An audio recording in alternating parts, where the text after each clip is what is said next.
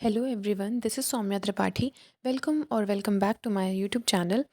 आज मैं आप लोगों को जो रेमेडी एक्सप्लेन करने वाली हूँ दैट इज़ कैल्केरिया ऑस्ट्रियरम। इसको कैल्शियम कार्ब भी बोलते हैं बहुत कॉमनली। ये बहुत इंपॉर्टेंट रेमेडी है, बहुत इंपॉर्टेंट पॉलीक्रेस्ट रेमेडी है। ये पूरी मेडिसिन लिखने को आ जाती है ज़्यादातर यूनिवर्सिटी एग्जाम्स में। So very important, let's start the video. Medicine को स्टार्ट करते हैं। जो कैल्केरिया ऑस्ट्रियरम है उसका जो कॉमन नेम है वो होता है middle layer of oyster shell, और कैल्शियम कार्बोनेट भी होता है। तो इसका जो है कॉन्स्टिट्यूशन है, सबसे पहले वो देख लेते हैं। कॉन्स्टिट्यूशन में लिखा है leucophlegmatic, blond hair, light complexion, blue eyes, fair skin, tendency to obesity in youth. तो इसका मतलब ये है, ल्यूकोफ्लेग्मेटिक का मतलब होता है कि अगर बॉडी में वाटर डिपोजिशन ज़्यादा हो रहा है तो इन पेशेंट्स के बॉडी में वाटर डिपोजिशन ज़्यादा होगा। ब्लॉन्ड हेयर मतलब कि थोड़ा कलर्ड सा हेयर होगा। फेयर स्किन होगी मतलब लाइट कॉम्प्लेक्शन होगा। इनकी आइज़ ब्लू होंगी। फेयर स्किन तो है ही। Tendency to obesity in youth, और जो यूथ में मतलब जो यंग एज के लोग होंगे उनमें वो ओबेस होंगे, मतलब मोटे होंगे, चबी होंगे। नेक्स्ट है psoric constitution, pale, weak, timid, easily tired when walking. तो इसमें क्या होता है, सोरिक कॉन्स्टिट्यूशन का मतलब यही है कि स्किन इन्फेक्शन से रिलेटेड डिजीजेज उनको होंगी, स्किन इन्फेक्शन ज़्यादा होंगे। पेल होगा भी ये पेशेंट, वीक होगा, टिमिड होगा, ईजिली टायर्ड व्हेन वॉकिंग, और जब चलेगा तो बहुत जल्दी टायर्ड हो जाएगा। नेक्स्ट पॉइंट है disposed to grow fat, corpulent, unwieldy. तो ये जो पेशेंट है, जैसे मैंने बताया, ये थोड़े ओबेस होंगे, तो इस वजह से इनके अंदर टेंडेंसी होगी कि वो फैट को ग्रो कर लें, है ना, बॉडी में। नेक्स्ट है children with red face, flabby muscles, who sweat easily and take cold readily in consequence. तो जो बच्चे होंगे इसके, उस उनके जो फेस होंगे वो रेड होंगे, इनकी मसल्स फ्लैबी होंगी। फ्लैबी मतलब जो लैक्स लूज मसल्स होती हैं उनको फ्लैबी कहते हैं। हु स्वेट ईजिली, उनको पसीना बहुत जल्दी आ जाएगा और ठंड बहुत जल्दी लग जाएगी। Take cold readily in consequence. Next है large heads and abdomens, fontanelles and sutures open, bones soft, develop very slowly. तो इनके जो हेड और एब्डोमेन होंगे वो लार्ज होंगे, ठीक है।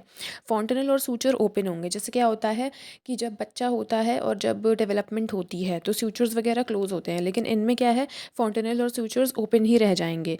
बोन्स सॉफ्ट होंगी और बहुत धीरे धीरे डेवलप करेंगी। नेक्स्ट है girls who are fleshy plethoric and grow too rapidly. तो गर्ल्स भी इसकी फ्लैशी होंगी, मतलब उनका जो स्किन है वो थोड़ा सा फ्लैबी और फ्लैशी काइंड ऑफ होगा। लैक्स और लूज मसल्स होंगे। लिथोरिक होगा, लिथोरिक का मतलब वही होता है ब्लड जो रश होता है, ब्लड रश फेस पे वो ज़्यादा होता है जिसकी वजह से फेस रेडिश लगने लगता है। एंड ग्रो टू रैपिडली, तो गर्ल्स जो हैं वो ग्रो, उनका जो ग्रोथ है वो जल्दी होगा, ठीक है। नेक्स्ट है difficult and delayed dentition with characteristic head sweats and open fontanelles. तो डिफ़िकल्ट और डिलेड डेंटेशन का यही मतलब है कि डेंटेशन जो है बच्चों में वो एक तो डिफ़िकल्टी से आएगा और आएगा तो डिलेड होगा, मतलब बहुत धीरे धीरे आएगा। कैरेक्टरिस्टिक हेड स्वेट्स, और हेड में स्वेट बहुत ज़्यादा आएगा with fontanelles and sutures open. ये तो पहले भी बताया है कि इनके जो फॉन्टेनल्स और सूचर्स हैं वो ओपन रहेंगे। नेक्स्ट हम आते हैं इसके मेंटल जनरल्स पे। Fears she will lose her reason और that people will observe her mental confusion. जैसे ये जो पेशेंट्स होते हैं इनमें ये टेंडेंसी होती है कि अगर इनसे कोई क्वेश्चन पूछा जाए या अगर ये दो चार लोगों से बात कर रहे हैं तो वो बीच बीच में कन्फ्यूज़ हो जाते हैं, मतलब इन्हें क्या जवाब देना है ये उसमें कन्फ्यूज़ हो जाते हैं कि इन्हें बोलना क्या है। तो इनको ये भी डर रहता है हमेशा कि या तो ये जवाब नहीं दे पाएंगे, है ना। लूज़ हर रीज़न, कि अगर कोई इससे कोई बात कर रहा है तो ये जवाब नहीं दे पाएंगे, और कहीं लोग जो आप सामने लोग हैं उनकी मेंटल कन्फ्यूजन को अब्जॉर्व न मतलब सॉरी ऑब्जर्व ना कर लें। मतलब उन्हें ये डर रहता है कि जो मेंटल कन्फ्यूजन उनके दिमाग में चल रही है या जिस बात का भी उन्हें डर है ना, वो चीज़ बाकी लोग ना ऑब्जर्व कर लें, उन्हें पता ना चल जाए कि ये किसी की मेंटल कन्फ्यूजन में है या इन्हें किसी चीज़ का डर है। नेक्स्ट है physical generals. Profuse perspiration mostly on back of head and neck और chest and upper part of body. तो इनमें पर्सपिरेशन बहुत ज़्यादा होगा। कहाँ पे होगा, हेड और नेक के पीछे की साइड, चेस्ट में, और बॉडी के अपर पार्ट्स में बहुत ज़्यादा क्या होगा, स्वेटिंग होगा। नेक्स्ट है ड्यूरिंग ईदर सिकनेस और convalescence, great longing for eggs, craves indigestible things, aversion to meet.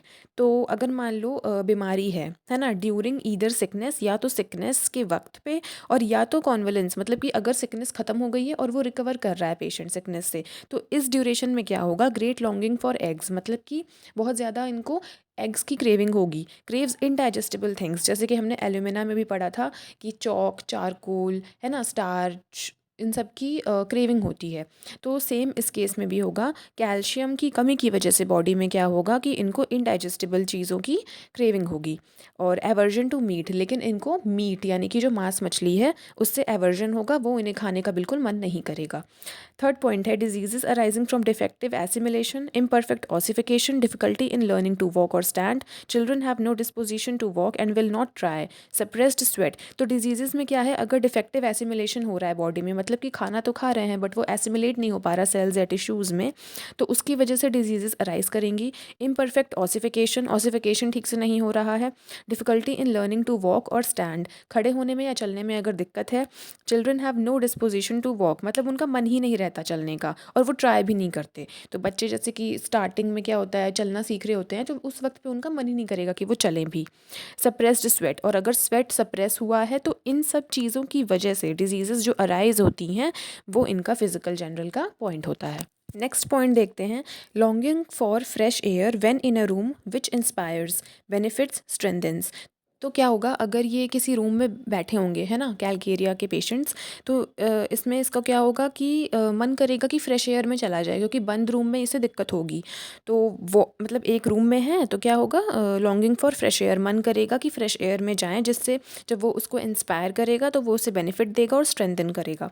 Next है coldness general of single parts, head, stomach, abdomen, feet and legs, aversion to cold open air, goes right through her, sensitive to cold damp air, great liability to take cold. तो coldness जो है वो single parts में होगी, जैसे कि कहाँ होगी, हेड में होगी, स्टमक में होगी, एब्डोमेन, फीट एंड लेग्स। इसको एवर्जन होगा कोल्ड ओपन एयर से, अगर ठंडी ओपन एयर है तो उससे इसको प्रॉब्लम्स क्रिएट होंगी। गोज राइट थ्रू हर, मतलब ऐसा लगेगा कि एकदम उसको छू के हवा जा रही है ना, तो ठंड लगेगी उस पर्टिकुलर इंसान को। Sensitive to cold damp air, मतलब जहाँ पे थोड़ा मॉइस्ट होगा और गोल्ड होगा वहाँ की एयर से इस वही सेंसिटिव होगा। Great liability to take cold, और इसीलिए क्या होगा, कोल्डनेस बहुत ज़्यादा हो जाएगी, लाइबिलिटी होगी वही कोल्ड की। नेक्स्ट है sweat of single parts, head, scalp wet, cold, nape of neck, chest, axilla, sexual organs, hands, knees, feet. तो स्वेट इन सिंगल पार्ट्स में होगा, हेड पे हो जाएगा, स्कैल्प जो है वो वेट हो जाएगा स्वेटिंग की वजह से, कोल्ड हो जाएगा क्योंकि नेप ऑफ नेक है, नेप ऑफ नेक में क्या होता है, वहाँ पे भी स्वेटिंग होगी। Chest, axilla, sexual organs, hands, knees, feet, इन सब जगह पे क्या है, स्वेट की टेंडेंसी होगी। नेक्स्ट है यूरेमिक और other diseases brought on by standing on cold damp pavements और working while standing in cold water, modelers और workers in cold clay। मतलब कोई भी ठंडी जगह है या मॉइस्ट जगह है, डैम्प जगह है, तो वहाँ पे अगर काम कर रहे हैं तो उससे यूरेमिक या अदर डिजीजेस आ जाएंगी। अगर लंबे टाइम के लिए कोल्ड या डैम्प पेवमेंट्स पे खड़ा है बंदा, या फिर वर्क कर रहा है कोल्ड वाटर में खड़े खड़े, है ना, कोई भी ऐसा काम हो जिसमें बहुत लंबे समय तक उसे खड़ा रहना पड़ रहा है कोल्ड वाटर में या मॉइस्ट इन्वायरमेंट में जो कि कोल्ड और डैम्प है, तो workers in cold clay, cold clay में अगर वर्कर्स काम कर रहे हैं तो उनको टेंडेंसी होगी डिजीज़ होने की। नेक्स्ट है डिज़ायर टू बी मैग्नेटाइज्ड, इन पेशेंट्स को अटेंशन चाहिए होती है, इन्हें ये डिज़ायर होती है कि सब लोगों का अटेंशन इनके तरफ रहे, है ना, तो ये होता है desire to be magnetized. Next है curvature of bones, specially spine and long bones, extremities crooked, deformed, bones irregularly developed.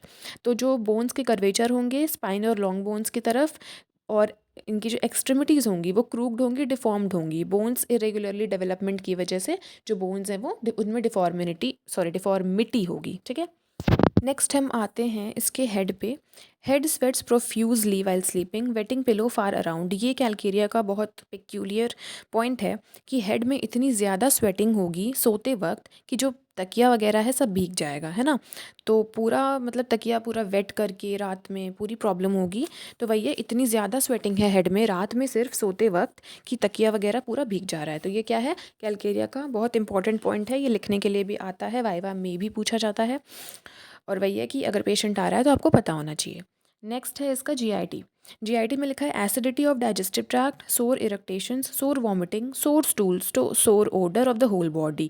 तो डाइजेस्टिव ट्रैक्ट में एसिडिटी होने की वजह से इरेक्टेशंस, खट्टी डकारें आएंगी, वॉमिटिंग होगी तो वो भी सोर होगी, सोर स्टूल होगा, ओडर, पूरी बॉडी की जो ओडर है वो ही खट्टी सी गंदी सी आएगी, ठीक है। नेक्स्ट है pit of stomach, swollen like an inverted saucer and painful to pressure. तो जैसे पेट में एक जगह होती है ना, जहाँ पे हमें थोड़ा बहुत नर्वस फील होता है, एंग्जाइटी फील होती है जब पेपर वगैरह होता है, या कभी जब हम डरे हुए होते हैं, तो पेट में जो गुड़गुड़ टाइप होती है, तो वो होता है पिट ऑफ स्टमक। तो वो स्वॉलन कर जाएगा, जैसे कि इन्वर्टेड सॉसर की तरह। जैसे कि जो कप प्लेट होता है, तो वो जो सॉसर होता है, कप के अलावा जो प्लेट जैसी होती है, उसको हम सॉसर कहते हैं। तो उस सॉसर को अगर हम उल्टा कर दें, इन्वर्ट कर दें, तो उसके जैसा वो स्वेल कर जाएगा, क्या, pit of the stomach, and painful to pressure, और वही है कि प्रेशर लगाने पे दर्द करेगा। नेक्स्ट है, stool has to be removed mechanically. Stool बाहर ही नहीं निकलेगा, तो उसको या तो अंदर एनस में कोई ऑब्जेक्ट डाल के या फिंगर डाल के मैकेनिकली हमें खुद से फिजिकली, मतलब वही मैकेनिकली रिमूव करना पड़ेगा, क्योंकि वो खुद से बाहर ही नहीं आएगा, ठीक है। नेक्स्ट है, feels better in every way when constipated. और ये इसका बहुत बहुत इंपॉर्टेंट पॉइंट है कि कॉन्स्टिपेशन जब होता है जनरली लोगों को, तो उनको वही है, मन अच्छा नहीं लगता, घबराहट सी रहती है, क्योंकि वही है, पेट साफ़ नहीं होता है, तो अच्छी सी फीलिंग नहीं आती। बट ये जो पेशेंट है, इसे अगर कॉन्स्टिपेशन होगा तो इसे अच्छा फील होगा, फील्स बेटर, है ना, in every way when constipated. तो ये इसका पिक्यूलियर पॉइंट है। नेक्स्ट हम आते हैं इसके फीमेल पे। फीमेल में क्या है, menstruation too early, too profuse, too long lasting, with subsequent amenorrhoea and chlorosis with menses, scanty और सप्रेस्ड। तो मेंस्ट्रुएशन या तो बहुत जल्दी आ जाएगा, बहुत ज़्यादा आएगा, मतलब हैवी ब्लीडिंग होगी, और लॉन्ग लास्टिंग होगा, मतलब बहुत लंबे दिनों तक, 5 डेज से ज़्यादा लॉन्ग करेगा, with subsequent amenorrhoea and chlorosis. तो क्लोरोसिस वही है कि क्लोरीन, और मेंसेस जो है वो स्कैंटी और सप्रेस्ड। अगर मेंसेस स्कैंटी हैं, स्कैंटी मतलब कुछ क्या बोल सकते हैं, वो जो रेत टाइप का मेंसेस में कुछ निकल रहा है ना, उस कलर का, स्कैंटी कलर का, और सप्रेस्ड हैं, तो उससे प्रॉब्लम होगी। नेक्स्ट है, विमेन में menses too early, too profuse, feet habitually cold and damp as if they had on cold damp stockings, continually cold in bed. तो विमेन में वही है, मेंसेस तो जल्दी आएगा ही, प्रोफ्यूज़ भी होगा, और फीट इसके कोल्ड और डैम्प होंगे, ऐसा लगेगा कि कुछ ठंडा सा परत लगा हुआ है पैर पे, इतना ठंडा रहेगा। As if they had on cold damp stockings, वही स्टॉकिंग्स मतलब परत टाइप की लगी हुई है, कंटिन्यूअली कोल्ड इन बेड, और बेड में जाएगा तब भी कंटिन्यूअली कोल्ड ही रहेगा। नेक्स्ट पॉइंट है, the least mental excitement causes profuse return of menstrual flow. अगर कैसी भी मेंटल एक्साइटमेंट है, इमोशनल, हैप्पी है, सैड है, फीमेल कुछ भी है, तो क्या होगा, मेंस्ट्रुअल फ्लो जो है वो रिटर्न करेगा, वो फिर से वापस आ जाएगा मेंटल एक्साइटमेंट। नेक्स्ट हम देखते हैं इसका रेस्पिरेटरी सिस्टम। रेस्पिरेटरी सिस्टम में दिया है, lung disease of tall slender rapidly growing youth, upper third of right lung, oftener the guide to the constitutional remedy than phosphorus. कि लंग डिजीज़ जो है वो टॉन स्लेंडर पीपल में होगी, जो वही है यूथ में होंगे अपने, upper third of right lung में प्रॉब्लम क्रिएट होगी, oftener the guide to the constitutional remedy than phosphorus.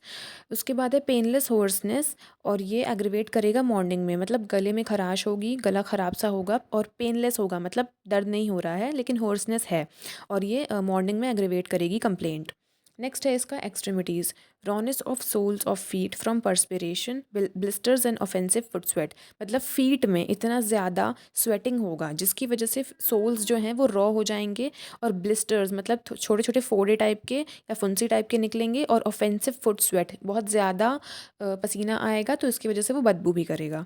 Next है इसकी मोडालिटीज़। तो इसका जो एग्रीवेशन होता है वो होता है कोल्ड एयर में, वेट वेदर में, जैसे पहले लिखा था कोल्ड डैम्प प्लेसेस, कोल्ड वाटर से भी होगा, वही उसी में खड़े होने से या वॉश करने से, है ना, from washing morning during full moon इसको एग्रीवेशन होगा। नेक्स्ट है इसका एमेलियोरेशन। एमेलियोरेशन ड्राई वेदर में होगा, लाइंग ऑन पेनफुल साइड। जैसे नॉर्मली क्या होता है, हम पेनफुल साइड पे सोएंगे तो हमें दर्द करेगा, लेकिन इसका एमेलियोरेशन क्या है, अगर ये पेनफुल साइड पे सोएगा, की तरफ सोएगा, तो इसको क्या होगा, एमेलियोरेट होगा, इसकी कंप्लेंट्स बेटर हो जाएंगी। तो ये कुछ इसके पिक्यूलियर पॉइंट्स हैं जो आपको ध्यान में रखने हैं। लास्ट है इसके रिलेशंस। रिलेशन में ये कॉम्प्लीमेंट्री होता है बेलेडोना से, which is the acute of calcarea. मतलब अगर ये सारे सिम्टम्स हमें दिख रहे हैं लेकिन अक्यूट में है तो हम बेलेडोना देंगे, और अगर अक्यूट में नहीं है, क्रोनिक है, तो हम कैल्केरिया देंगे। नेक्स्ट है Calcarea acts better before Lyco, Nux, Phos, Silicea. इन सारी मेडिसिन के पहले कैल्केरिया अच्छी काम करती है। It follows nitrum acidicum Pulsatilla sulphur, specially if pupils dilated हैं, is followed by Kali bismuth in nasal catarrh. मतलब कि काली बिस को हम इसके बाद दे सकते हैं। According to Hahnemann, Calcarea must not be used before nitrum acidicum and sulphur. Sulphur और नाइट्रम के पहले कैल्केरिया नहीं देना। तो हमें कैलकेरिया और नाइट्रम और सल्फ़र के पहले कैलकेरिया नहीं प्रिस्क्राइब करनी चाहिए हैनीमैन जी के according, because unnecessary complications body में हो सकती हैं। नेक्स्ट है in children it may be often repeated, children में हम इसे रिपीट कर सकते हैं कैलकेरिया को, है ना, but in aged people it should not be repeated, specially if the first dose benefited it will usually do harm, क्योंकि अगर हमने एक डोज दी है एजड पीपल में और आराम मिल गया है तो नेक्स्ट बार हमें फिर कैलकेरिया नहीं देनी है, उससे कॉम्प्लिकेशन होगी। So this is all guys, Calcarea austraeum for you all. Thank you so much for watching my video. Keep learning. और जैसा कि मैंने आप लोगों को पहले भी बताया है कि YouTube चैनल पे और भी BHMS की फर्स्ट ईयर इंपॉर्टेंट मेडिसिन मैंने अपलोड कर रखी हैं, और भी कोई मेडिसिन अगर आपको चाहिए उसका एक्सप्लेनेशन डू कमेंट, मैं ज़रूर से वीडियो डालूँगी। अभी वीडियो डालने में थोड़ा लेट हो जा रहा है बट आई विल ट्राई।